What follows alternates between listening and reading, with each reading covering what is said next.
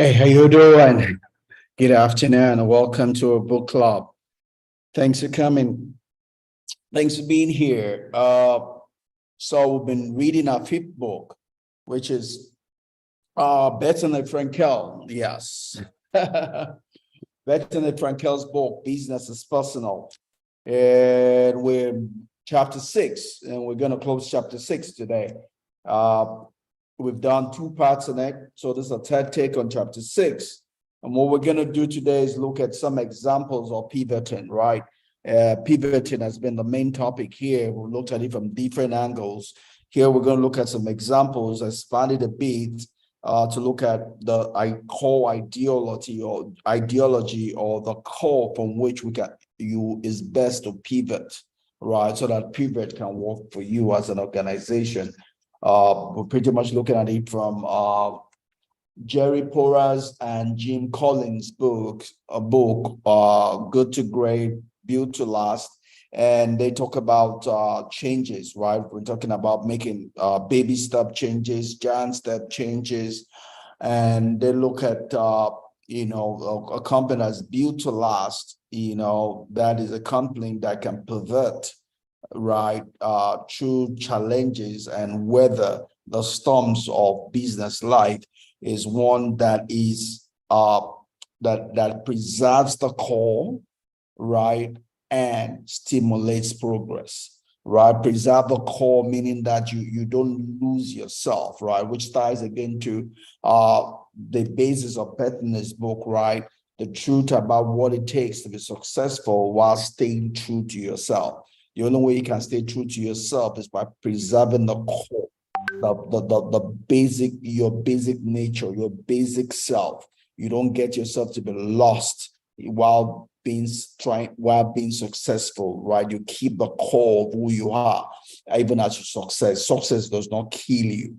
Rather, you rise above success, right? So, be able to do that, you must know the core that you need to preserve. And then from that core, you can now stimulate progress, growth, success, right? So that's what we're going to look at here, look a bit more into that and talk about pivoting, right? All right. So I'm going to go ahead here and I'm going to bring up my slides and we'll take it. All right. So the title of the chapter, like we've said, is Know When to Hold Them and When to Fold Them, which is pretty much saying know when to pivot, to pivot, right? Pivot, right? So it's pivoting is not something. There's an art to it, and there's a science to pivoting, right? So you must know the science, which tells you the boundary conditions. Then you learn how to do it by doing it, right? So there's a science to it. We're going to talk about the science, but the art of it is what you develop as you do it, right? You gain fluency, proficiency, as you practice it. So we're going to talk about the science here, but the taste of the pudding is in doing it, right? Not just keeping it in your head, but application, right? So obviously, successful companies are concerned with making long-term profit, right? Long-term progress, being in business in the long term, not just in the short term. Those that have not seen it that way are out of business, right? A lot of companies that have been bought, swallowed up, good companies, I know good companies, right? Good companies that Shell, that BP bought, Amoco, great company, sound technically, but I guess they didn't have their business together. They get out of existence. We have the FINA, we have the ELS, we have the Texaco, we have the Blockbuster, we have the Kodak. They did not manage their business for the long term, so they went out of existence. They did not stay in touch with the threats that were weighing against their company, such that they got too carried away with just being in the frame. They could not see from outside the frame. right? And today they're no more in business, right? So successful companies are not just companies that are in the frame, they are also outside of the frame. They see 5 steps ahead and know how to pivot uh, before before the threat catches them, right? So you have people, I just saw an announcement here. My company sold their stake in Myanmar, right? Those are just all strategic things you do. You buy, you sell, you transform because you want to stay ahead of the game, because you're reading the environment, you're reading the weather reports in the business sector. You're knowing whether staying long will benefit you or not. So you're pulling out where you need to pull out, you're going in when you need to go in, you're transforming where you need to transform. It's all about winning the game in the business sector. And the same thing can apply to us personally, right? In your personal life, you have to be looking at the things, the threats and opportunities that avail themselves, and you pivot accordingly to be a winner in the sectors you find yourself. So to be a successful business and to be a successful person is the ability to manage the threats and opportunities that in the environment where you exist or you operate, right? Whether as a person or as an organization, right? So that's where pivoting, to pivot, comes of essence. So to make a pivot pretty much is to make a strategic move that you can take to ensure that your business or your person remains viable and profitable. To give keywords, viable and profitable, right? You don't want to lose your viability and you don't want to lose your profitability. That's why you stay 5 steps ahead. That's why you look at things from a strategic standpoint. That's why you're long-term, right? Not just short-term, right? The secret is the ability to preserve the core while stimulating progress, right? You don't pivot in such a way that you lose your own balance, you lose your own footing, right? You stay in control of your pivoting. You don't allow the pivoting control you. You must always control the change that you're bringing to bear in your organization or in yourself, right? So you don't want to be doing things out of emergency, in a rush, in a hurry. Remember last week I told you hurry is a demon, right?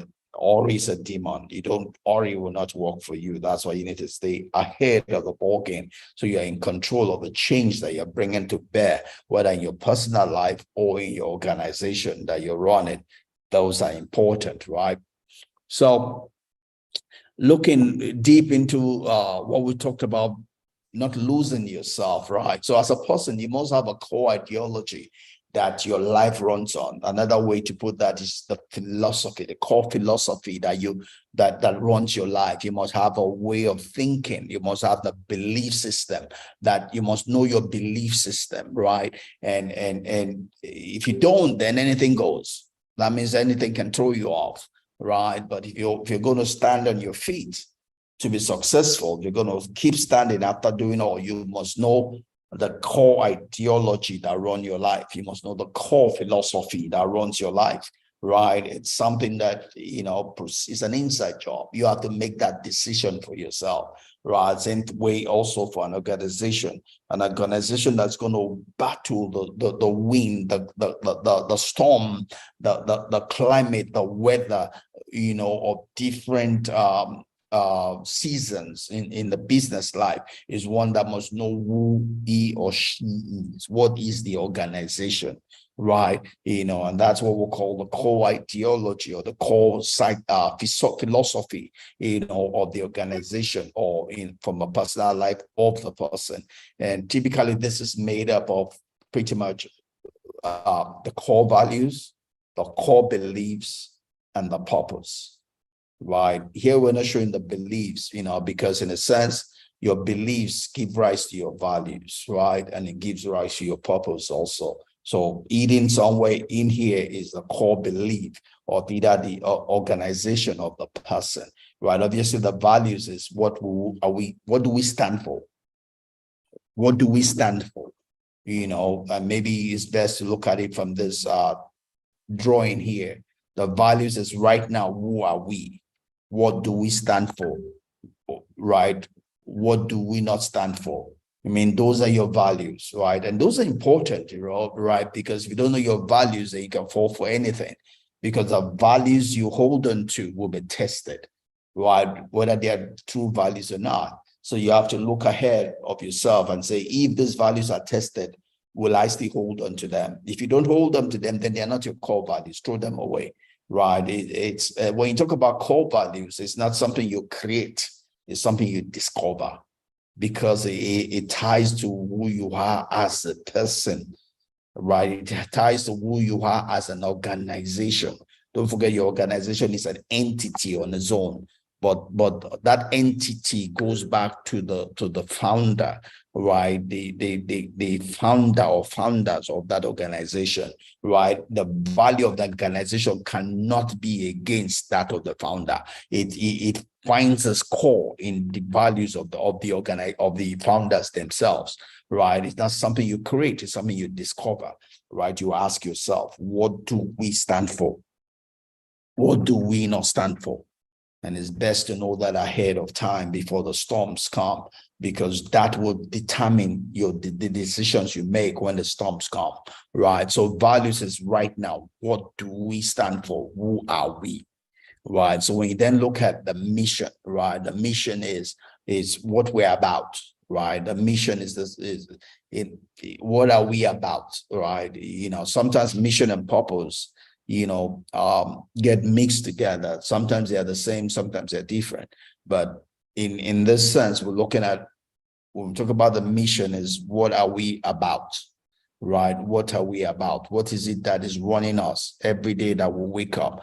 And wake up, what is running us, right?